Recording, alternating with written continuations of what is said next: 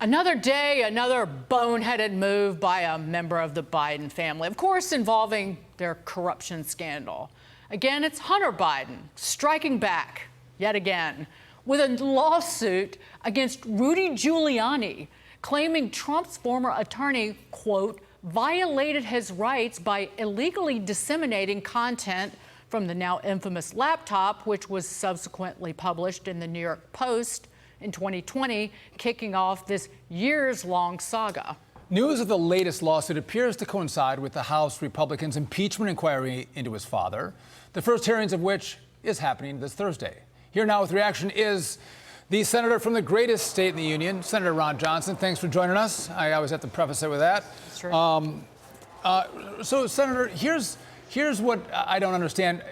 Hunter Biden never claimed, or previously would never claim, responsibility for the laptop himself. He then says some of the material on the laptop was manipulated. What do you make of this lawsuit coinciding with House hearings coming this Thursday?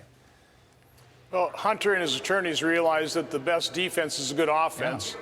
So they're going on offense. They're trying to throw up, all kinds of smoke, create a smoke screen, so the American people don't see the very clear and convincing evidence of his corruption, of his father's complicity. Senator Andy McCarthy wrote a piece about this, and he kind of Hunter Biden gave up trying to claim that the laptop wasn't his, but he seems to be accusing, in the lawsuit, claiming the laptop was hacked.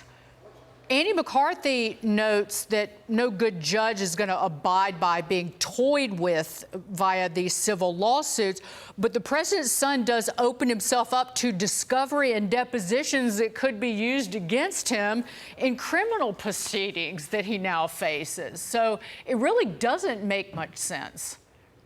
Well, again, I think they're trying to fight this in the realm of public opinion, not necessarily in terms of good courtroom strategy, but in terms of creating confusion for the public. It might work, particularly when you have the backing of the mainstream media that are going to do everything they can to cover up for the Bidens, because they'd like to see a second Biden term, as awful as that sounds.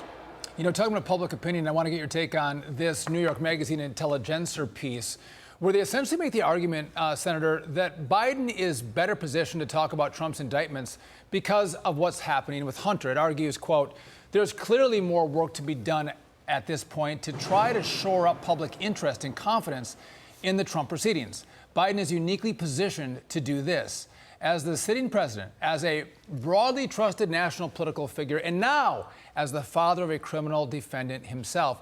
So in essence, I think what they're concerned about is more Americans aren't concerned about the political persecution of Donald Trump, and to get more interest to take Trump down in the polls, Joe Biden has to talk about it. Am I wrong?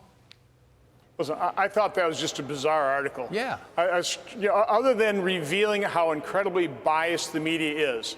They're basically telling Joe Biden, you've got to do a better job describing what a criminal Donald Trump is. And you're in perfect position because it's now being exposed what a criminal your son is and how you're probably complicit in it. So get out there and talk about this, and we'll back you up. That's kind of how I interpreted the whole article. Yeah, exactly. Yes, please. Yeah, please talk about your son, Hunter, so we can also talk about the fact that Hunter was just doing your bidding and trading on your name, beginning when President Obama was in office and you were the VP. I digress. Meantime, Senator, the biggest scandal is in the Senate right now, coming from New Jersey Senator, Democrat, Gold Bar Bob Menendez. After being hit with federal corruption charges, Gold Bar Bob is facing heat from fellow Democrats.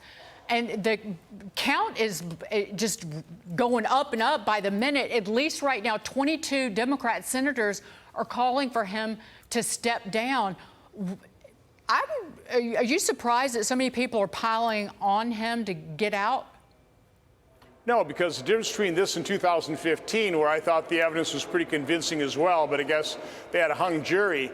But in 2015, Chris Christie was governor, and if they would have asked him to resign, if he would have resigned or get thrown out of office, Chris Christie would have been able to appoint a Republican replacement. So they certainly couldn't abide by that. So they talked all about innocent until proven guilty. Now they have a Democrat governor, and they can't throw him under the bus fast enough. I mean, does it surprise you that Democrats are somewhat hypocritical? Yeah, gold bars and cash, it seems like it's pretty good evidence. And to your point, Democrats are going to make sure that seat is filled by, yes, another Democrat. That's why they can pile on. Senator Ron Johnson, thank you always for joining us, and thanks for being such a great fighter in the Senate. We appreciate it. Have a great evening. Go Pack, go.